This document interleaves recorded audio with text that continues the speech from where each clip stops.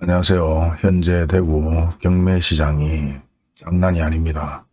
보시다시피 경매로 나오는 매물들이 공매부터 해서 아파트, 상가, 다가구 주택, 일반적인 건생 아파트 상가라고 얘기하죠. 그런 매물까지, 그리고 구분 상가까지 경매로 나오는 사례가 엄청나게 많은데, 저는 이런 경매 자체도 거래가 되지 않는다는 게 가장 중요한 겁니다. 자, 그렇다면 이런 매물들이 경매로 나오는 이유가 뭘까요? 기본적으로 뭐 아파트든 상가든 아니면 뭐 일반적인 토지도 경매로 나오는데요. 대출 이자를 갚지 못해서 나오는 매물들이 대부분입니다. 대출 이자를 갚지 못한다는 것은 아파트 같은 경우는 예를 들어서 월세를 받으면 되고, 하지만 내가 직접 들어가서 살고 있으면서 아파트 이자를 못 내면 그게 연체가 되면서 경매가 되는 것이고, 뭐 다가구 주택이나 아파트 상가, 근린생활시설 같은 경우 마찬가지. 월세만 잘 나오면 경매가 나올 일이 없습니다. 그런데 결국은 임대가 안 된다는 거죠. 임대가 안 된다는 것은 결국은 그만큼 경기가 좋지 못하는 겁니다. 물론 현재 뭐 아파트 투자, 상가 투자를 하려고 하는 분들도 계시지만은 그 외에 일반적으로 우리가 경매로 나오는 매물들의 대부분의 이유는 그만큼 이자를 내지 못한다는 건데, 그 이자가 맨 처음에는 별거 아니라고 생각해서 진행을 하지만은 경기가 악화되면서 결국은 임대사업이 되지 않거나 아파트 상가가 나가지 않거나 오피스텔 임대가 되지 않거나 다양한 이유들이 다 존재합니다. 그 중에서 가장 중요한 것은 임대사업이 되지 않다는 것은 결국은 그 지역에 뭐 경기가 좋지 못하다는 이유가 가장 큰 거죠. 그렇다면 일단 아파트가 저렴하다, 뭐 상가 건물이 저렴하다를 떠나서 경기가 그만큼 안 좋다는 것을 확인할 수 있습니다. 아파트야 공급이 많기 때문에, 아니면 외지에서 투자를 했기 때문에 아파트 매매가 되지 않는다, 그렇게 말씀하실 수 있으면은, 경매 같은 경우는 그 정도로 대구가 경기가 좋지 못하다, 그리고 거품이 많이 있었던 건 기본적으로 아는 사실이지만은, 거품이 있든 말았든 간에 월 이자만 잘 내고 있다면 이렇게 경매에 나올 이유가 없어요. 그렇기 때문에 우리가 지금 생각해야 될 것은 아파트가 하락한다, 폭락한다, 이게 중요한 것이 아니라 그 정도로 경매에 매물들이 쏟아진다는 건 경기가 안 좋다는 것이고, 그리고 공매로 나오는 매물들도 마찬가지. 아파트 시행사에서 뭐 아파트를 짓기 위해서 땅을 구입했다가 그 이자를 내지 못하고 대출을 갚지 못하고, 이런 상황에서 경매, 공매가 발생되는 겁니다. 근데 그렇게 발생이 되더라도 경매 낙찰률이 실질적으로, 예전에는 경매에 나와도 바로바로 낙찰이 잘 되었습니다. 1차, 2차, 3차까지 유찰되는 경우도 잘 없었고, 그리고 뭐 근린생활 시설이든 아니면 상가 건물이든 대도로변의 빌딩이든 이런 모든 매물들 자체가 일반적으로 거래가 되었다는 것이 중요한데, 지금은 거래 자체가 되지 않고 있다. 그나마 다행인 것이 대구 같은 경우는 없는 돈을 빚내서 막 구입했는 것이 아니라 대부분 재개발 보상을 받았는 분들이 뭐 아파트를 구입했든 상가를 구입했든 빌딩을 구입했는 사례들이 많기 때문에 엄청나게 걱정하지는 않아도 될 것 같지만은, 이런 경기 악화가 계속해서 된다면 소규모 사업을 하는 분들이나 아니면 자영업자분들, 이런 분들 자체도 많이 힘들어지지 않을까, 그런 거에 걱정스럽습니다. 근데 여기서 더 중요한 것은 실제 뭐 보시다시피 총 거래 금액 자체가 적은 금액들이 경매로 나온 것들이 엄청나게 많습니다. 1억, 2억, 3억 작은 빌라 아파트들이죠. 그리고 우리가 뭐 저한테도 뭐 문의를 한번 하셨던 분들 계시던데, 아파트 상가 자체가 지금 뭐 임대 자체가 안 되고 있어요. 뭐 사실 아파트 상가가 임대가 안 되면 금액을 좀 낮추면 되지 않을까 이런데, 아파트 상가에 들어오는 임대인들은 사실 임대 폭이 좀 많이 작습니다.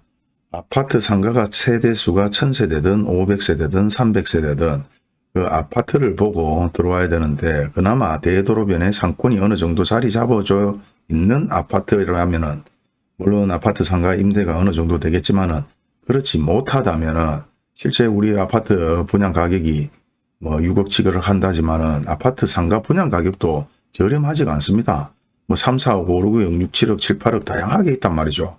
그런 것을 2개, 3개씩 받았는 분들이 계시더라고요.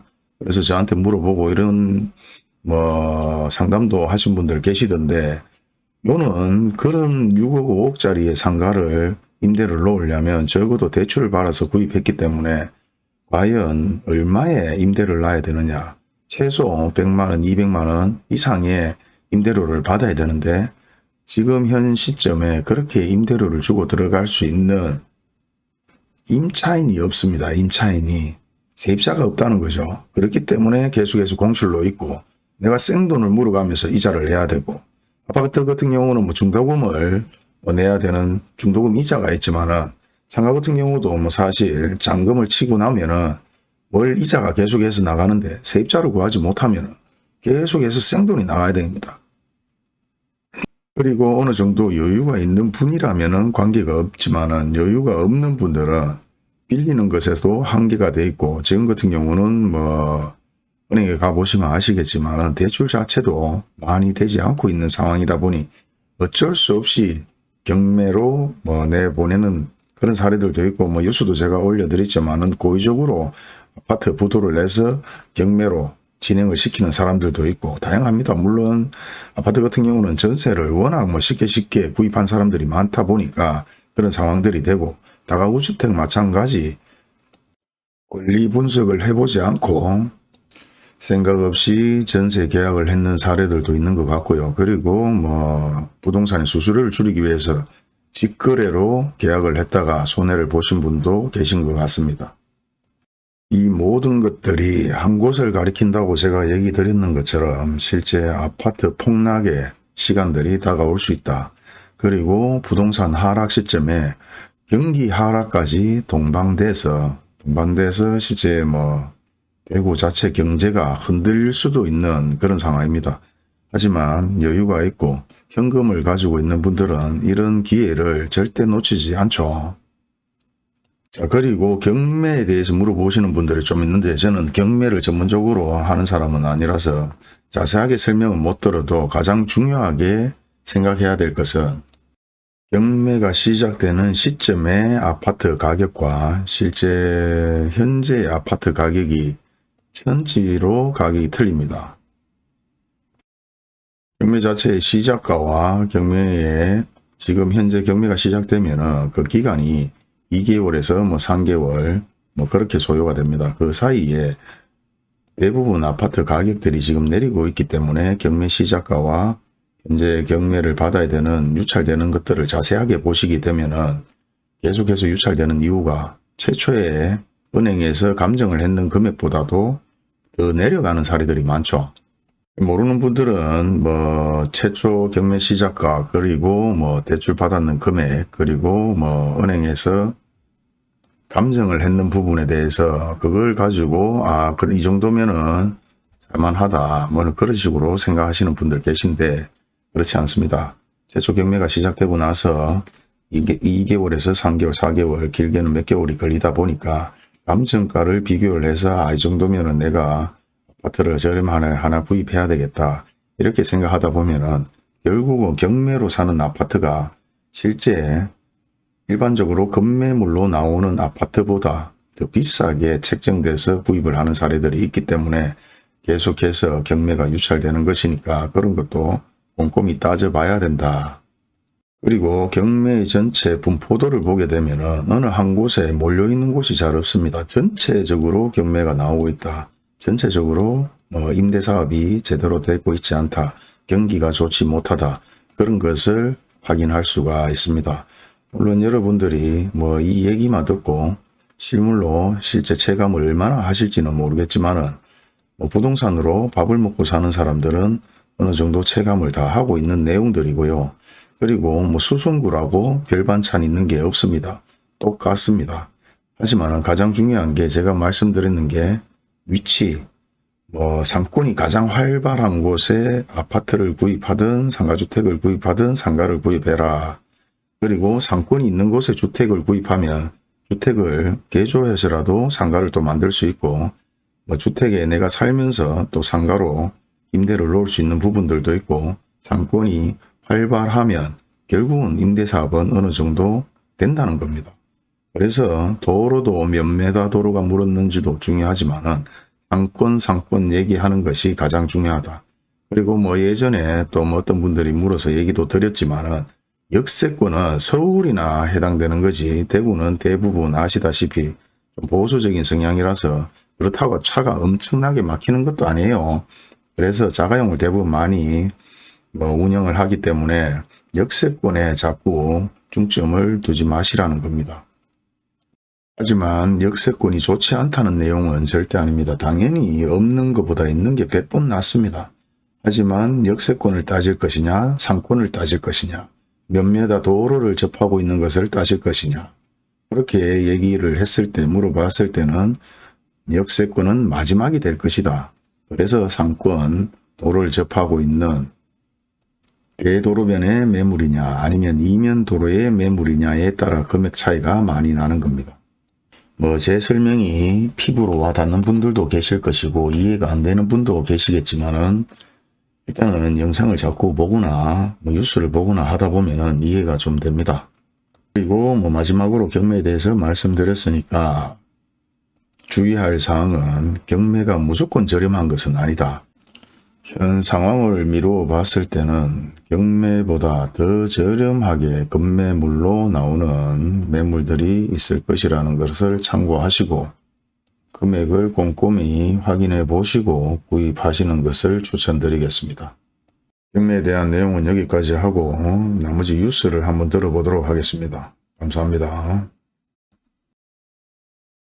공급 폭탄, 금리 인상 등의 여파로 대규모 미달 사태에 시달리는 대구 지역 아파트가 지난달 경매시장에서 낙찰가율 감정가 대비 매각가 80.3%를 나타냈다. 2012년 9월 이후 10년 만에 가장 낮은 수치다. 저가 매수세도 일부 있지만 전국적으로 매수 심리 위축이 심화하는 만큼 낙찰가율 80%선 붕괴가 초읽기라는 관측이다. 19일 부동산 경매 전문업체 지지옥션에 따르면 지난달 대구 지역 아파트 평균 낙찰가율은 80.3%를 나타냈다. 전달 81.5%에 비해 1.2% 낮아졌고 2012년 9월 76.6% 이후 가장 낮은 낙찰가율이다. 대구 아파트 낙찰가율은 작년까지만 해도 평균 109.2%에 이를 정도였다. 작년 9월 106.1%, 10월 105.5%, 11월 99.7%, 12월 95.1%로 하향 곡선을 그렸다. 지난 3월 85.2%까지 내려갔던 낙찰가율은 부동산 규제 완화 기대가 커졌던 4월 91.9%로 반짝 반등했다. 이후 다시 80%대를 이어오다 이제는 80% 선도 위협받는 처지다. 대구에선 여러 차례 유찰이 이뤄진 물건을 대상으로 저가 매수를 노리는 응찰자가 늘고 있다. 이달 대구 아파트의 평균 응찰자 수는 6.3명으로 전달 6.1명에 비해 증가했다. 지난 7월 4.6명과 비교하면 응찰자 수 증가세가 두드러진다. 지난달 대구 달성군 다사읍 A아파트 전용면적 76는 감정가 3억 2,900만원의 69%인 2억 2,700만원에 팔렸다. 두 차례 유찰로 최저 입찰가가 1억 6,100여만원까지 떨어지자 응찰자 20명이 몰렸다.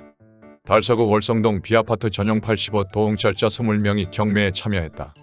이 물건 역시 두 번 유찰되면서 최저 입찰가 2억 4,400만원과 감정가 4억 9,900만원 의반값 수준으로 떨어지자 매수 희망자들이 몰린 것으로 풀이된다. 덕분에 감정가의 67.7%인 3억 3,700여만원에 매각됐다.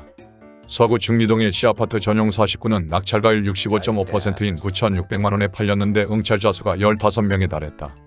하지만 저가 매수세가 있더라도 대구 지역의 낙찰가율 반등은 어려울 것이란 관측이 우세하다. 낙찰가율 하락세는 전국적으로 나타나는 현상이기 때문이다.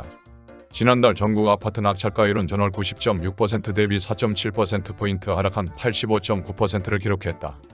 이는 2019년 9월 84.8% 이후 약 3년 만에 가장 낮은 수치다. 서울 아파트 낙찰가율도 전달 96.6%보다 2.9%포인트 하락한 93.7%를 나타내며 올 들어 가장 낮은 수치를 보였다. 이주연 지지옥션 선임연구원은 대구는 공급량이 많아 매매 시장에서의 하락세가 뚜렷하다. 며 감정가가 시세보다 높을 확률이 큰 만큼 눈에 띄게 감정가가 낮은 물건이 아닌 이상은 낙찰가율 하락이 불가피할 것 이라고 내다봤다.